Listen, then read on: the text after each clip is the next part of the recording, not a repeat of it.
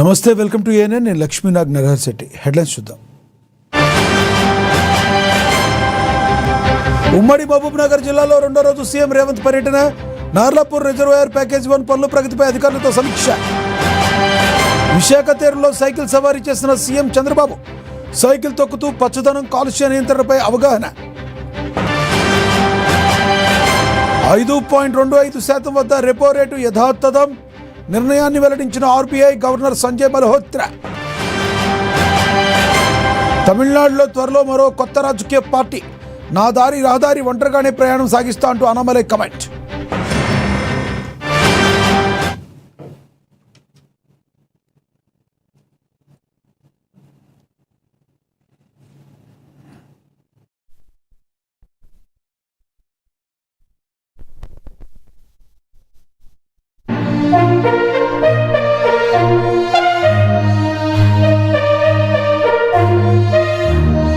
In this backdrop,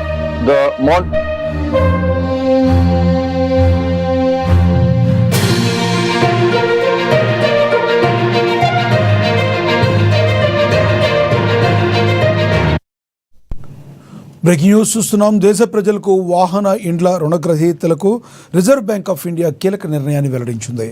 RBI కీలక వడ్డీ రేట్లను మరోసారి యథాతథంగా ఉంచింది. ఏడాది మూడో ద్వైమాసిక ద్రవ్య పరపతి విధాన సమీక్ష నిర్ణయాలను ఆర్బీఐ గవర్నర్ సంజయ్ మల్హోత్రా వెల్లడించారు. ఈసారి రెపో రేట్లో ఎలాంటి మార్పులు చేయడం లేదని, దాన్ని 5.25% వద్ద కొనసాగిస్తున్నట్లుగా ఆయన స్పష్టం చేశారు. ఆర్బీఐ కీలక వడ్డీ రేట్లను సవరించకపోవడం వరుసగా ఇది మూడోసారి కావడం గమనార్హం. అంతర్జాతీయ మార్కెట్లో అస్థిరత, పశ్చిమాసియా సంక్షోభం కొనసాగుతున్న తరుణంలో దేశీయ ఆర్థిక వ్యవస్థను సురక్షితంగా ఉంచేందుకే ఈ నిర్ణయం తీసుకున్నట్లుగా గవర్నర్ వివరించారు.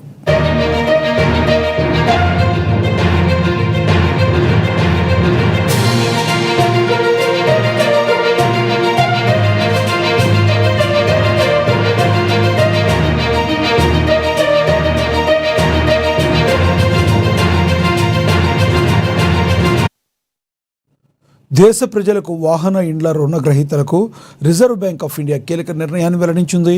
ఆర్బీఐ కీలక వడ్డీ రేట్లను మరోసారి యథాతథంగా ఉంచింది. ఏడాది మూడో ద్వైమాసిక ద్రవ్య పరపతి విధాన సమీక్ష నిర్ణయాలను ఆర్బీఐ గవర్నర్ సంజయ్ మల్హోత్రా వెల్లడించారు. ఈసారి రెపో రేట్లో ఎలాంటి మార్పులు చేయడం లేదని, దాన్ని 5.25% వద్ద కొనసాగిస్తున్నట్లుగా ఆయన స్పష్టం చేశారు. ఆర్బీఐ కీలక వడ్డీ రేట్లను సవరించకపోవడం వరుసగా ఇది మూడోసారి కావడం గమనార్హం. అంతర్జాతీయ మార్కెట్లో అస్థిరత, పశ్చిమాసియా సంక్షోభం కొనసాగుతున్న తరుణంలో దేశీయ ఆర్థిక వ్యవస్థను సురక్షితంగా ఉంచేందుకే ఈ నిర్ణయం తీసుకున్నట్లుగా గవర్నర్ వివరించారు. backdrop, the Monetary Policy Committee met on the 3rd, 4th and 5th of this month to deliberate and decide on the policy repo rate. After a detailed assessment of the evolving macroeconomic and financial developments and the outlook, the MPC voted unanimously to keep the policy repo rate under the law unchanged at 5.25%. Consequently, the STF rate remains at 5% and the MSF rate and the bank rate at 5.5%. MPC also decided in this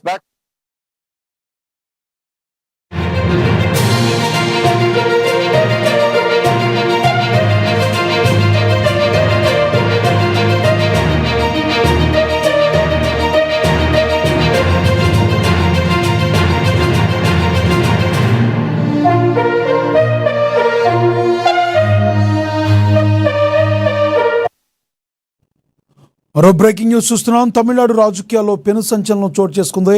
Tamil Nadu BJP అధ్యక్ష పదవికి party ప్రాథమిక సభ్యత్వానికి అన్నామలై రాజీనామా చేశారు. ఆయన రాజీనామాను BJP అధిష్టానం తక్షణమే ఆమోదించింది. గత కొంతకాలంగా పార్టీ అధిష్టానంతో ఉన్న విభేదాల నేపథ్యంలోనే అన్నామలై ఈ సంచలన నిర్ణయం తీసుకున్నట్లుగా సమాచారం. కేంద్ర హోంమంత్రి అమిత్ షాతో అన్నామలై జరిపిన చర్చలు విఫలం కావడమే ఇందుకు ప్రధాన కారణమని ప్రచారం జోరుగా సాగుతుంది. బీజేపీ జాతీయ అధ్యక్షుడు నితిన్ నవీన్ అన్నామలై రాజీనామాను ఆమోదించగా పార్టీ ప్రధాన కార్యదర్శి అరుణ్ సింగ్ అధికారిక ప్రకటన విడుదల చేశారు. తాను మార్పు కోసమే బీజేపీలో చేరానని, అయితే తన ఆలోచనలకు, అధిష్టాన నిర్ణయాలకు సింక్ అవడం లేదని అన్నామలై సంచలన వ్యాఖ్యలు చేశారు. యువత నాయకత్వమే లక్ష్యంగా రాష్ట్ర వ్యాప్తంగా కొత్త ప్రజా ఉద్యమానికి శ్రీకారం చుట్టబోతున్నట్లుగా ప్రకటించారు. ఒంటరిగానే తన దారి తాను చూసుకుంటానని, వచ్చే ఎన్నికల్లో ఖచ్చితంగా పోటీ చేస్తానని ధీమా వ్యక్తం చేశారు.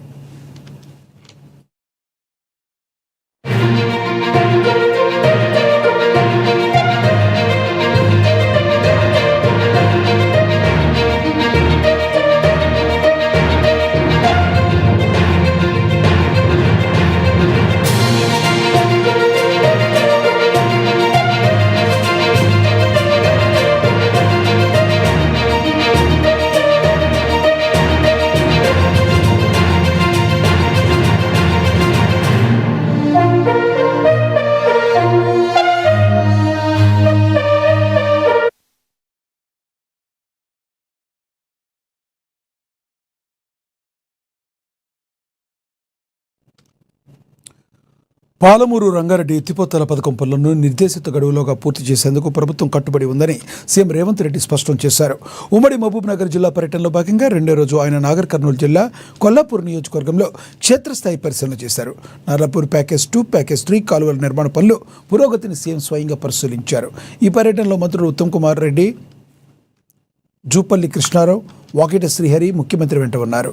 పనుల నాణ్యత విషయంలో ఎలాంటి రాజీ పడవద్దని, వేగంగా పూర్తి చేయాలని అధికారులను సీఎం ఆదేశించారు.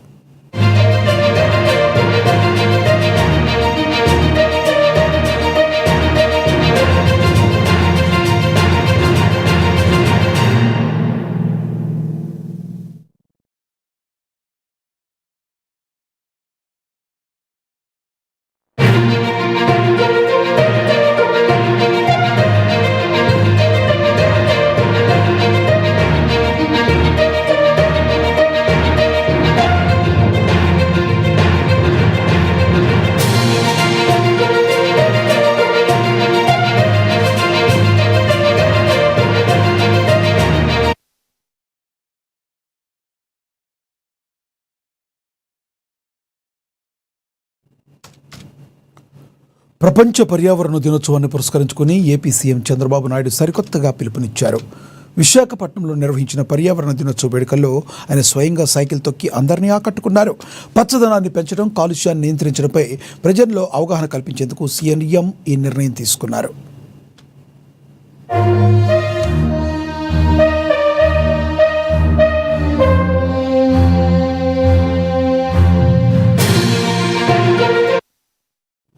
కార్బన్ ఉద్గారాలను తగ్గించడానికి ప్రతి ఒక్కరూ నిత్య జీవితంలో సైకిళ్లను వాడాలని, అలాగే ప్రకృతి రక్షణ కోసం ప్రతి ఒక్కరూ కనీసం ఒక్క మొక్కనైనా నాటాలని ముఖ్యమంత్రి పిలుపునిచ్చారు.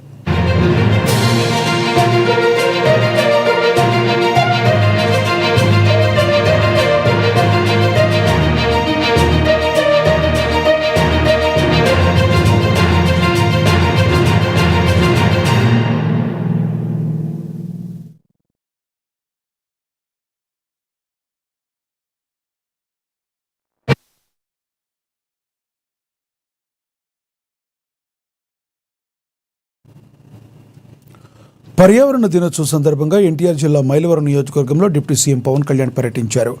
మూలపాడు బట్ఫ్లవర్ పార్క్లోని ఆయన మొక్కలు నాటారు.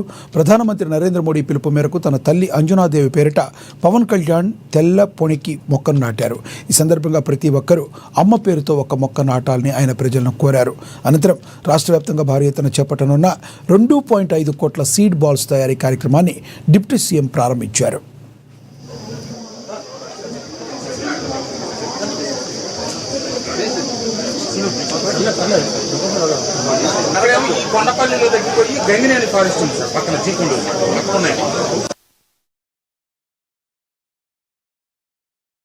కళాకారుల జీవనోపాధికి ఉపయోగపడే 1000 తెల్లపునికి చెట్లను ఒకే చోట నాటడం చాలా ఆనందం కలిగించింది.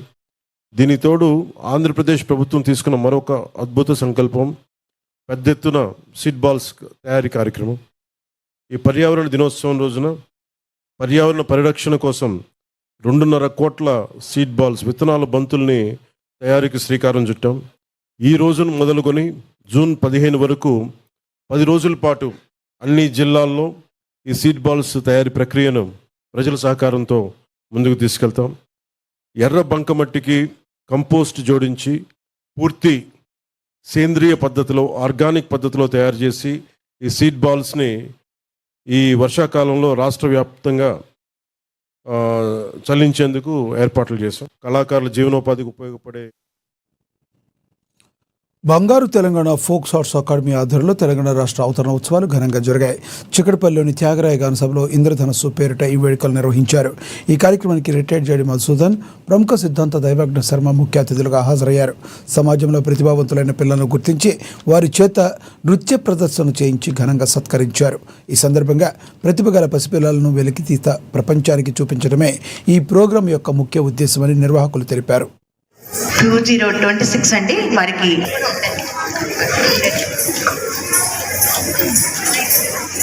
అంగడం అంతా నిండిందండి. కానీ చప్పట్లు మాత్రం 10 మంది దగ్గర నుంచి వస్తున్నాయి. ఎంత సాధిస్తే గానీ ఇలా ప్రోత్సహిస్తే బాగుంటుంది. చిగిరంగుల బిందునా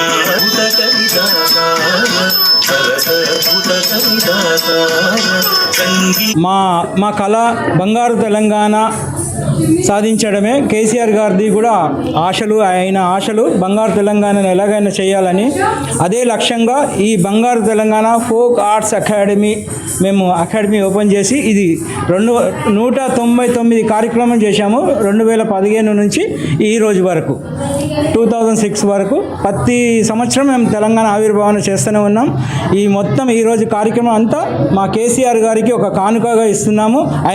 ఆయన కళల్ని త్వరగా నిలబెడతామని ఆశిస్తూ మనస్ఫూర్తిగా కష్టపడి పనిచేస్తామని యావత్ తెలంగాణ బిడ్డలకు తెలంగాణ ఇంకా ఘనంగా జరగాలి, తెలంగాణ రాష్ట్రం పచ్చగా ఉండాలి, అందరూ పచ్చగా ఉండాలి, 2 రాష్ట్రాలు పచ్చగా ఉండాలి. రాజకీయం మనకు సంబంధం లేదండి. యావత్ తెలంగాణ ప్రజలందరూ చల్లగా ఉండాలి మా కోరుతున్నాను. ప్రతి గురువులకి ఈరోజు మా వేదిక మీద వచ్చిన పెద్దలందరికీ మనస్ఫూర్తి అభినందిస్తూ ఎంతో మనస్ఫూర్తిగా బంగారు తెలంగాణ ఇంకా ముందుకు తీసుకెళ్తానని ఎంత కష్టమైనా ఎంత నష్టమైనా మా నాయకుడు కేసీఆర్ జై తెలంగాణ, కేసీఆర్ పేరు నిలబెడతాం. మా కేటీఆర్ అన్న, హరీష్ అన్న, యావత్ తెలంగాణ లీడర్లు ఎవరైనా సరే ఎటువంటి కష్టం వచ్చినా మేము ముందుకు అడిగేస్తాం. ఈ రోజు నుంచి తెలంగాణ కోసం కష్టపడతాం. మళ్ళీ మన తెలంగాణ మనం పల్నాడు జిల్లా నర్సరావుపేటలో రాజకీయాలు ఒక్కసారిగా వేడెక్కాయి. హౌస్ అరెస్టులతో చర్చలను ఆపగలరేమో కానీ అభివృద్ధిని ఆపలేరన్నారు. నేను చేసిన అభివృద్ధిని ప్రజలకు తెలియకుండా చేయాలని మాజీ ఎమ్మెల్యే డాక్టర్ గోపిరెడ్డి శ్రీనివాసరెడ్డి మండిపడ్డారు. చర్చ సంగతి తర్వాత తక్షణమే ఎమ్మెల్యే హాస్పిటల్ బాత్రూమ్ను మూసేయాలంటూ పోలీసులను వేడుకుంటూ ఆయన వ్యంగ్యాస్త్రాలు సంధించారు. లేదంటే అరవింద్ బాబు బాత్రూమ్ డోర్లను పగలగొట్టే అవకాశం ఉందంటూ ఎద్దేవా చేశారు. గత వైసీపీ హయాంలో చేసిన అభివృద్ధికి రూపాయితో సహా లెక్కలు చెప్తామని, దమ్ముంటే ఎమ్మెల్యే తన అభివృద్ధిని నిరూపించుకోవాలని సవాల్ విసిరారు.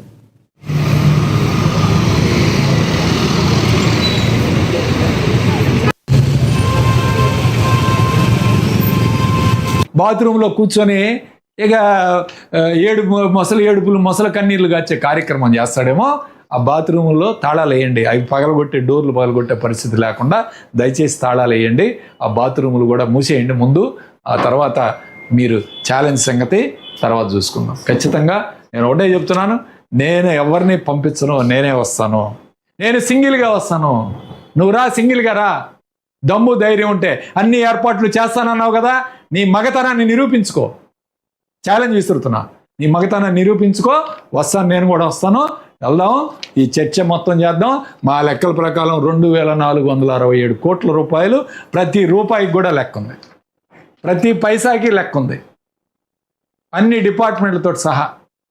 నువ్వే చెప్పావు మీడియాలో 427 కోట్లు సంక్షేమం అని చెప్పారు. ఏమిచ్చారా సంక్షేమం తెలుగుదేశం పార్టీలో? ఉన్న కొత్త పెన్షన్ ఏమైనా ఇచ్చారా? మేమిచ్చిన పెన్షన్ డబ్బులు కూడా మీరు లెక్క పెట్టుకున్నారు, మేమిచ్చిన పెన్షన్లు కూడా మీ ఖాతాలో వేసుకున్నారు. సరే పోనీ 427 కోట్లు నువ్వు చెప్పిన లెక్క ప్రకారమే పోదాం. అందులో మోసాలు ఎన్ని ఉన్నాయో అబద్ధాలు ఎన్నో నాకు తెలియదు. ఎందుకంటే ఈ మనిషి లేయిస్తే అబద్ధం ఆడతాడు, లేయిస్తే అబద్ధం, మోసం చేయటం, పచ్చి మోసం చేయటం మాకు తెలుసు, ప్రాక్టీస్ రంగంలోంచి తెలుసు మాకు. అవన్నీ మాట్లాడట్లా. 427 కోట్లు నువ్వు అభివృద్ధి అన్నావు, సంక్షేమం అన్నావు, 127 కోట్లు అభివృద్ధి అన్నావు, మొత్తం కలిపితే 540 కోట్లు వచ్చింది. ఈరోజు నేను చెప్తున్నాను, నువ్వు 2 సంవత్సరాల్లో 540 కోట్లు పెట్టి అభివృద్ధి చేసావు, మేము 5 సంవత్సరాల్లో 2457 కోట్లు. యువత గంజాయి, డ్రగ్స్ వంటి మత్తు పదార్థాలకు దూరంగా ఉండాలని డీఎస్పీ శుంకర మురళీమోహన్ రావు పిలుపునిచ్చారు. డాక్టర్ బిఆర్ అంబేద్కర్ కోనసీమ జిల్లా మాచవరం మెట్ల కాలనీ చాయ్దాఖానాలో ఎస్ఐ షేక్ సుబానీ ఆధ్వర్యంలో మత్తు పదార్థాల వినియోగంపై అవగాహన సదస్సు నిర్వహించారు. ఒకసారి పోలీసు రికార్డుల్లోకి ఎక్కితే జీవితంలో ఏమీ సాధించలేరని యువతను హెచ్చరించారు.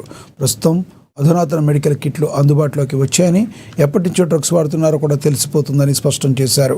అనంతరం యువతతో డ్రగ్స్ వద్దు బ్రో అంటూ ప్రతిజ్ఞ చేయించారు. అదే పాకిస్తాన్ అనుకుంటే ప్రసంగం కూర్చుంటాను, ఆఫ్ఘనిస్తాన్ అంటే ప్రసంగం మిమ్మల్ని పెంచినందుకు, మిమ్మల్ని పెద్దలు చేసినందుకు కనీసం మధ్యాహ్నం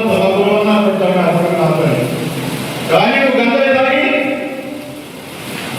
ఎవరైతే మనకి గంజాయి తాగుతున్నారు, గంజాయి వాడకం చేస్తున్నారు అన్న ఇన్ఫర్మేషన్ ఉందో వాళ్ళందరినీ కూడా సెక్యూర్ చేసుకోవడం జరిగింది.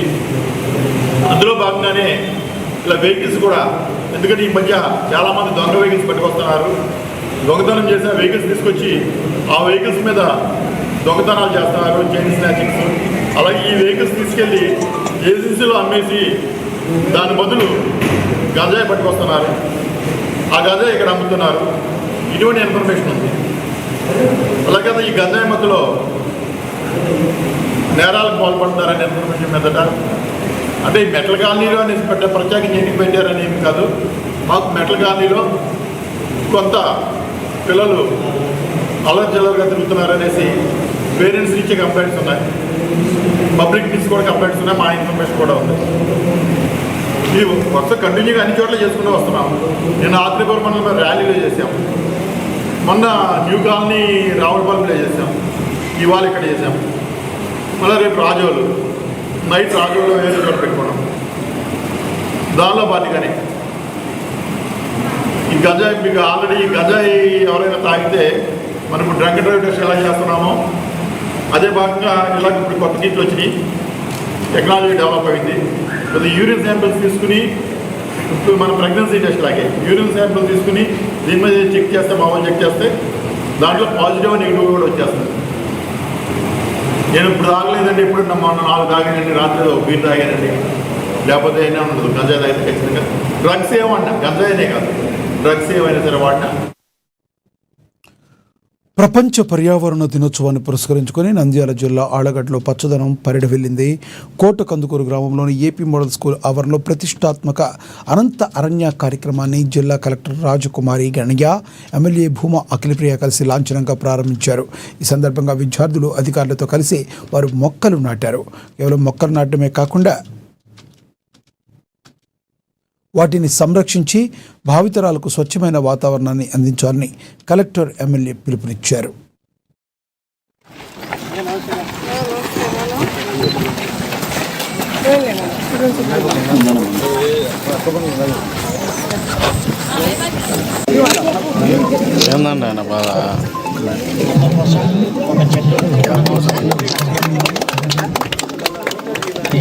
ఇవి ఎట్లొస్తుంది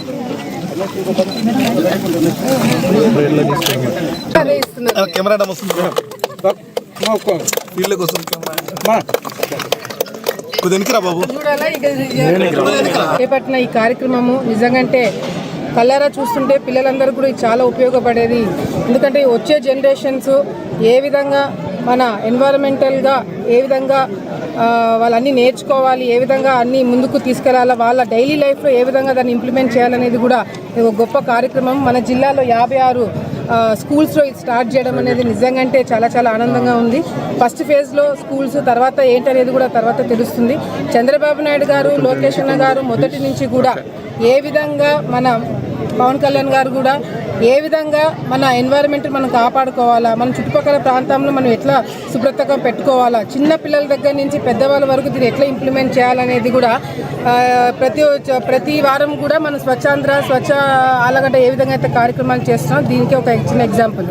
ఈరోజు జరిగిన ఈ కార్యక్రమానికి కలెక్టర్ గారు వచ్చినారు, మన టీం అంతా కూడా రావడము.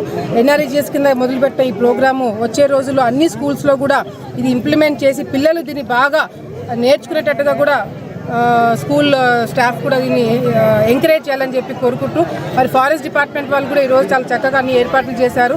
తప్పకుండా వాళ్ళ గైడెన్స్తో కూడా పిల్లలు బాగా నేర్చుకోవాలా. ఎక్కడ కూడా మనము చెట్లు నాటే కార్యక్రమం ఎంత ఇంపార్టెంట్ మేము చిన్న మార్కాపురం జిల్లా బీజేపీ నూతన అధ్యక్షుడిగా పివి కృష్ణారావు ప్రమాణ స్వీకార మహోత్సవానికి సర్వం సిద్ధమైంది. ఈ నెల 7వ తేదీన స్థానిక శుభం ఫంక్షన్ హాల్లో జరిగే ఈ కార్యక్రమానికి బీజేపీ రాష్ట్ర ముఖ్య నేతలు విచ్చేస్తున్నారు. ఈ మేరకు మార్కాపురం ప్రెస్ క్లబ్లో నిర్వహించిన సమావేశంలో పివి కృష్ణారావు వివరాలు వెల్లడించారు. ఈ ప్రమాణ స్వీకార మహోత్సవానికి బీజేపీ రాష్ట్ర అధ్యక్షులతో పాటు రాష్ట్ర, జిల్లా స్థాయి నేతలు హాజరవుతున్నట్లుగా తెలిపారు. పార్టీ శ్రేణులు, కార్యకర్తలు భారీ సంఖ్యలో తరలివచ్చి కార్యక్రమాన్ని జయప్రదం చేయాలని పిలుపునిచ్చారు.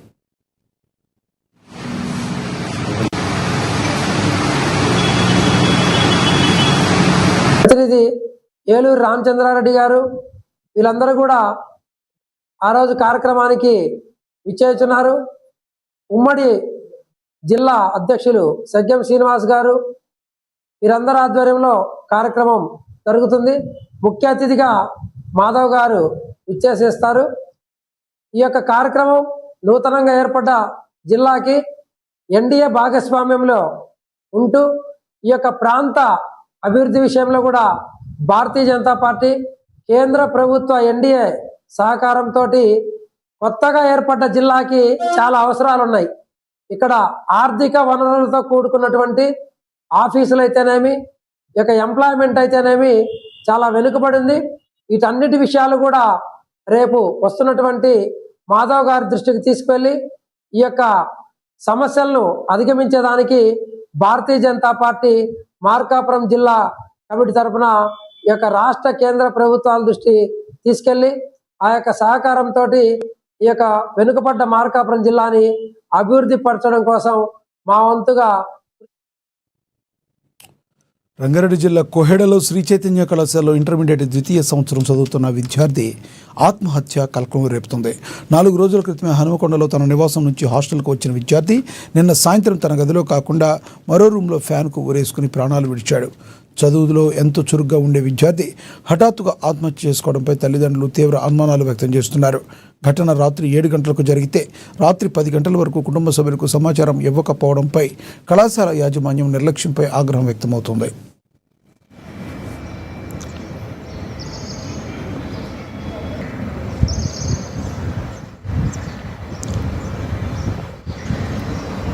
సీజన్ కాలం ఇక్కడ జాయిన్ చేసినాం, బాగానే చదివి మార్కులు 4.5 మార్కులు బాగానే వచ్చినాయి. సెకండ్ ఇయర్లో మొన్న 2వ తారీఖు జాయిన్ చేసిపోయాను. నిన్న వేస్తారు 10 గంటలకు, 4వ తారీఖు 10 గంటలకు ఫోన్ చేసింది లాంగ్వేజ్ చేసినాను. మేము వచ్చేవారు ఆల్రెడీ ఉస్మానియా తీసుకొచ్చాను. అబ్బాయి కూడా బాగా క్లెవర్ స్టూడెంట్. మార్క్స్ తక్కువ వచ్చినాయని అప్పటికి 4.5 మార్కులు వచ్చినాయి. ఒక్క మార్క్ కోసం కూడా మళ్ళీ వచ్చి ఇంప్రూవ్మెంట్ రాసిపోయాను. ఎట్లేదు కూడా వాళ్ళు కూడా ఏం చెప్తున్నారు క్లారిటీగా. దీన్ని దించిందో 103లో, ఇది అయిందో 113లో. 103లో మా ఫస్ట్ ఇయర్ ఫ్రెండ్స్ ఉన్నారు. ఇప్పుడున్న 113లో ఫ్రెండ్స్ వాళ్ళు ఎవరు కారట. వాళ్ళు కూడా సెకండ్ ఇయరే కానీ వాళ్ళు సెక్షన్ వేరట, ఫ్రెండ్స్ కారట. 103లో దించి 113లోకి ఎట్లా వేయండు. ఎవరున్నా పాత ఫ్రెండ్స్తో ఉంటే కొత్త ఫ్రెండ్స్ తీసుకోరు కదా, దగ్గర పోరు కదా. వాళ్ళు 103లో పిలిపియాలంటే అనుమానం ఉందా? 103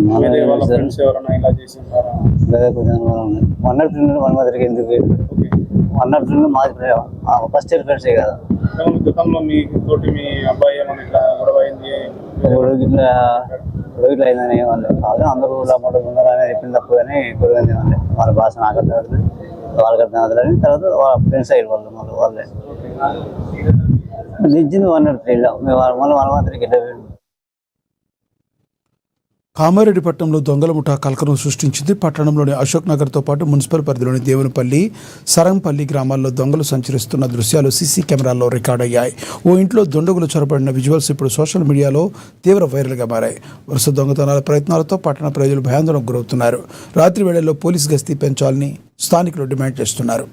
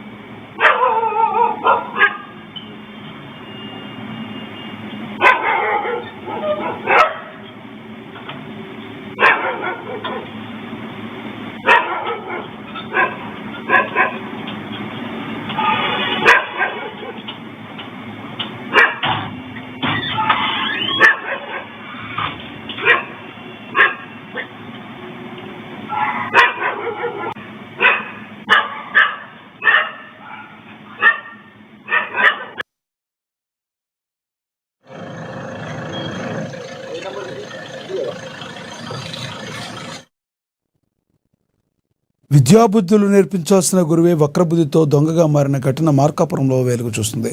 ఓ ప్రైవేట్ కళాశాలలో లెక్చరర్గా పనిచేస్తున్న విద్యార్థిని బెదిరించి బంగారు ఆభరణాలు కాజేసిన కిలాడి లెక్చరర్ను పోలీసులు అరెస్ట్ చేశారు. బాధితురాలి ఫిర్యాదుతో రంగంలోకి దిగిన పోలీసులు నిందితుడిని అదుపులోకి తీసుకుని 9 లక్షల విలువైన బంగారాన్ని స్వాధీనం చేసుకున్నారు.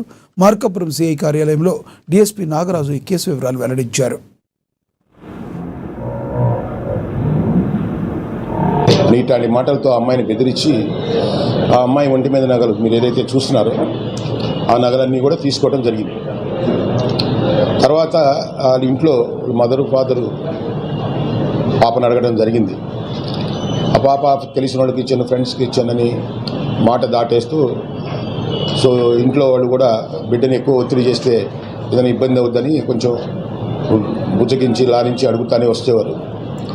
సో రీసెంట్ పాస్ట్ సో ఆ అమ్మాయి చెప్పడం జరిగింది, ఇది యాక్చువల్లీ మా లెక్చరరు తీసుకున్నాడు, అతని దగ్గర ఉన్నాయి, ఎందుకు ఇచ్చేవానంటే ఇట్లా ఫెయిల్ చేస్తానని, మార్కులు తగ్గిస్తానని, మిగతా వాటిల్లో కూడా సహాయం చేస్తానని చెప్పి చెప్పడం జరిగిందని చెప్పడం జరిగింది. సో ఆ సమాచారం వాళ్ళకి చెప్పంగానే సో వాస్తవానికి నన్ను కలిశారు వాళ్ళు. దాన్ని ఇమీడియట్గా టౌన్ ఎస్ఐకి చెప్పాను. అంత తర్వాత మన ప్రియతమ ఎస్పీ శ్రీ హర్షవర్ధన్ రాజు గారితో కూడా డిస్కస్ చేయడం జరిగింది. సో సారు ఇమీడియట్గా దాని మీద ఖచ్చితమైన యాక్షన్ తీసుకోమని ఇచ్చిన సూచనల మేరకు సో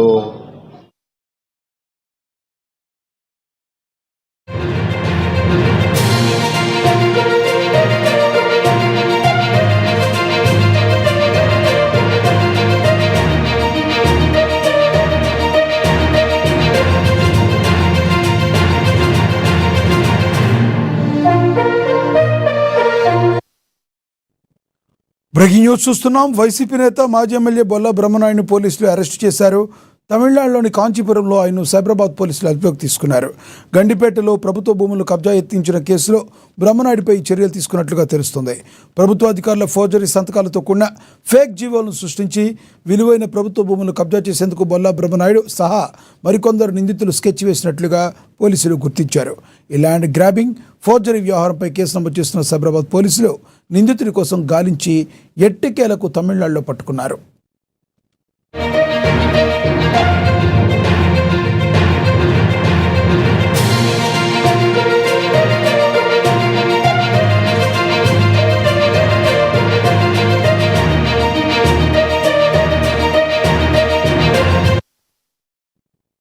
వైసీపీ నేత మాజీ ఎమ్మెల్యే బొల్లా బ్రహ్మనాయుడిని పోలీసులు అరెస్టు చేశారు.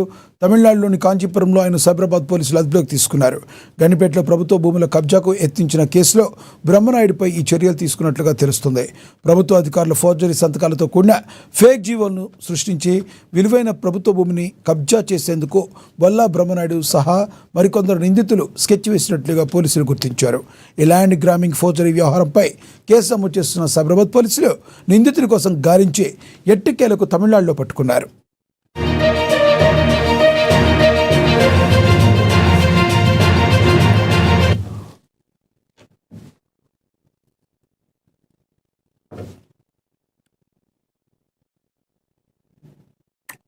We bulletin update, stay tuned in.